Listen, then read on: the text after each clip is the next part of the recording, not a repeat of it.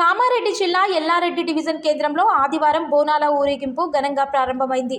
ఈ ఊరేగింపులో Zaheerabad MP Suresh Kumar Shetkar, MLA Madan Mohan Rao బోనాల ఊరేగింపులో పాల్గొన్నారు. ఎమ్మెల్యే జనంతో కలిసి డాన్స్ చేశారు. మాజీ మున్సిపల్ చైర్మన్ కుడుమల సత్యనారాయణ ప్రతి ఏటా బోనాలకు ఫలహారం బండిని ఏర్పాటు చేశారు. రాజకీయంగా ఏ పార్టీల వారు గ్రూపులుగా ఏర్పడి బోనాల్లో పాల్గొన్నారు.